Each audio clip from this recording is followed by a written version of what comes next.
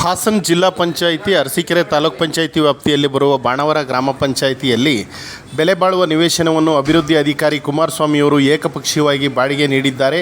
ಇವರ ವಿರುದ್ಧ ಹಾಸನ ಜಿಲ್ಲಾ ಪಂಚಾಯತ್ ಮುಖ್ಯ ಕಾರ್ಯನಿರ್ವಹಣಾಧಿಕಾರಿ ಮತ್ತು ಅರಸೀಕೆರೆ ತಾಲೂಕು ಕಾರ್ಯನಿರ್ವಹಣಾಧಿಕಾರಿಗಳು PDO ಕುಮಾರಸ್ವಾಮಿ ಅವರ ವಿರುದ್ಧ ಸೂಕ್ತ ಕ್ರಮ ತೆಗೆದುಕೊಳ್ಳಬೇಕೆಂದು ಬಾಣಾವರ ಗ್ರಾಮ ಪಂಚಾಯಿತಿ ಕೆಲವು ಸದಸ್ಯರು PDO ವಿರುದ್ಧ ಪ್ರತಿಭಟನೆ ನಡೆಸಿ ಕೂಡಲೇ ಮನವಿಯನ್ನು EO ಮತ್ತು CS ರವರಿಗೆ ಕಳಿಸಿಕೊಡಬೇಕೆಂದು ಬಾಣಾವರ ಗ್ರಾಮ ಪಂಚಾಯಿತಿ ಗ್ರೇಡ್ 1 ಕಾರ್ಯದರ್ಶಿ ಶ್ರೀನಾಥ್ ರವರಿಗೆ ಮನವಿ ಸಲ್ಲಿಸಿದರು.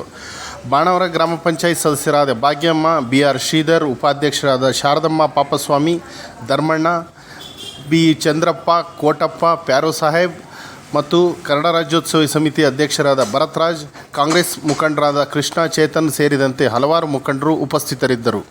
25/7/24 1 ಲಕ್ಷ ರೂಪಾಯಿ ರಶೀದಿನ ಅವರಿಗೆ ಹಾಕಿ ಕಳಿಸಿದ್ದಾರೆ. ಅಡ್ವಾನ್ಸ್ ಇಸ್ಕೊಂಡು ಹಾಕಿ ಕಳಿಸಿದ್ದಾರೆ. ಇದೆಲ್ಲದೂ ಸಹ ಅವರು ಅಕ್ರಮ ಮಾಡಿದ್ದಾರೆ, ಮತ್ತೆ ಸರ್ಕಾರಕ್ಕೆ ಮೋಸ ಮಾಡ್ತಾ ಇದ್ದಾರೆ, ಇನ್ನೂ ಸಹ ಪಂಚಾಯತಿಗೆ ಮೋಸ ಮಾಡ್ತಾ ಇದ್ದಾರೆ. ಅದನ್ನು ಹರಾಜು ಮಾಡಿದ್ದಲ್ಲದೆ ಅಲ್ಲಿ ಇನ್ನೂ ಹೆಚ್ಚಿನ ರೀತಿ ಅದಕ್ಕೆ ಆದಾಯ ಪಂಚಾಯತಿಗೆ ಬರ್ತದೆ.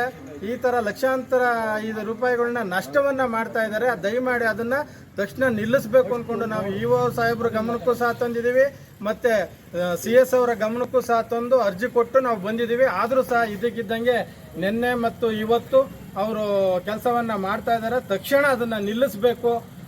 ಪಂಚಾಯಿತಿ ಅಧ್ಯಕ್ಷರು, ಈಗಿರುವಂಥ ಅಧ್ಯಕ್ಷರು ಸಹ ಅದಕ್ಕೆ ಜವಾಬ್ದಾರರಾಗಿರ್ತಾರೆ.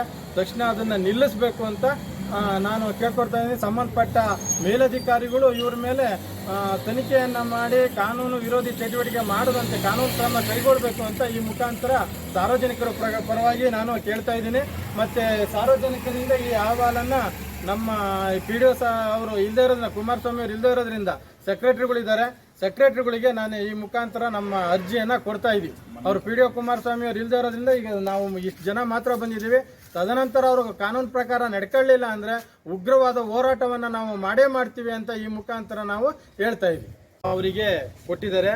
ಕಾನೂನಲ್ಲಿ ಕೋಟ್ಯಾಂತರ ರೂಪಾಯಿ ಬೆಲೆ ಬಾಳುವಂಥ ಆಸ್ತಿ ಆಗಿರೋದ್ರಿಂದ, ಸರ್ಕಾರದ ಆಸ್ತಿ ಆಗಿರೋದ್ರಿಂದ ಆ ಆಸ್ತಿಯನ್ನು ಅವರು ಇದನ್ನು ಮುಂದಿನ ಸಬ್ಜೆಕ್ಟಲ್ಲಿ ಅದು ಮುಖ್ಯ ವಾಹಿನಿಯಲ್ಲಿ ತಂದು ವಿಚಾರದಲ್ಲಿ ತಗೊಂಬಂದು ಅದರ ಬಗ್ಗೆ ಕೂಲಂಕುಷವಾಗಿ ಚರ್ಚೆ ಮಾಡಿಬಿಟ್ಟು ಆಮೇಲೆ ಅವರು ಅನುಮೋದನೆಯನ್ನು ತಗೊಂಡು ಆಮೇಲೆ ಅದನ್ನು ಕೊಡುವಂಥದ್ದು ಕಾನೂನು ಪ್ರಕಾರವಾಗಿ ಹರಾಜು ಮಾಡಿ ಕೊಡಬೇಕಾಗ್ತದೆ. ಮತ್ತು ಸಾರ್ವಜನಿಕವಾಗಿ ಅದನ್ನು ಪ್ರಚಾರ ಮಾಡಿಸಿ ಪ್ರತಿಯೊಬ್ಬರಿಗೂ ಸಹ ಗೊತ್ತಾಗೋ ರೀತಿ ಮಾಡಿ ಸಾರ್ವಜನಿಕವಾಗಿ ಅದನ್ನು ಹರಾಜು ಮಾಡಬೇಕು. ಅದನ್ನು ಮಾಡೋದು ಬಿಟ್ಟು ಏಕಾಏಕಿ ಇವರು ಯಾರೋ ಒಬ್ಬರಿಗೆ ಬೆನಿಫಿಷರಿ ಮಾಡಿಕೊಡೋಕ್ಕೋಸ್ಕರ ಪಂಚಾಯಿತಿ ಆಸ್ತಿನ ಕೋಟ್ಯಾಂತರ ರೂಪಾಯಿ ಬೆಲೆ ಬಾಳುವಂಥದ್ದನ್ನ ತುಂಡು ತುಂಡಾಗಿ ಮಾಡಿ ಅದರ ವ್ಯಾಲ್ಯೂನು ಸಹ ಹಾಳು ಮಾಡೋದಲ್ದೇ ಒಂದು ದೊಡ್ಡ ಸೈಟನ್ನು ಒಂದು ಈ ರೀತಿ ಮಾಡಿ, ಮತ್ತು ಯಾವುದೇ EO ಅವರಿಂದ ಪರ್ಮಿಷನ್ ಅನುಮತಿ ಪಡೆದಿಲ್ಲ, ಮತ್ತು CS ಅವರಿಂದ ಅನುಮತಿ ಪಡೆದಿಲ್ಲ, ಯಾವುದೂ ಮಾಡಿಲ್ಲ. ಈ ಥರ ಮಾಡಿಕೊಂಡು ಈಗ ಬಹುಮತ ಇದೆ ನಮಗೆ ಅಂತ ಹೇಳ್ಕೊಂಡು ಸರ್ಕಾರಿ ಆಸ್ತಿಯನ್ನು ನಷ್ಟ ಮಾಡ್ತಾ ಇದ್ದಾರೆ. ಇದರಿಂದ ಕೋಟ್ಯಾಂತರ ರೂಪಾಯಿ ಬೆಲೆ ಬಾಳುವಂಥ ನಿವೇಶನ ನಮ್ಮ ಸರ್ಕಾರದ ಆಸ್ತಿ ನಷ್ಟ, ಪಂಚಾಯಿತಿ ಆಸ್ತಿ ನಷ್ಟ ಆಗ್ತಾ ಇದೆ. PDO ಕುಮಾರಸ್ವಾಮಿ ಅವರು ಇದನ್ನೇ ನಾವು ಮೀಟಿಂಗಲ್ಲೂ ಸಹ ಹೇಳಿದ್ದೀನಿ, ಸರ್ ಇದು ಕಾನೂನು ಭಾಗದಲ್ಲಿ ಯಾವ ರೀತಿ ಇದನ್ನು ತಗೋಬೇಕು, ಏನು ಮಾಡಬೇಕು ಅನ್ನೋದಕ್ಕೆ ನಮಗೊಂದು ಮಾಹಿತಿ ಕೊಡಿ ಸರ್ ಅಂತ ನಾವು ಹೇಳಿದ್ರು ಸಹ ಅವ್ರು ಯಾವುದನ್ನು ಸಹ ಕೇಳ್ದಂಗೆ ಬಹುಮತ ಇದೆ ಕಣ್ರಿ ನಾನು ಮಾಡ್ತೀನಿ ಅಂತ ಹೇಳ್ಕೊಂಡು ಅದನ್ನು ಮೇಯ್ನ್ ಸಬ್ಜೆಕ್ಟಲ್ಲಿ ತರದಲ್ಲಿ ಉಡಾಫಿ ಉತ್ತರ ಕೊಡ್ತಾರೆ.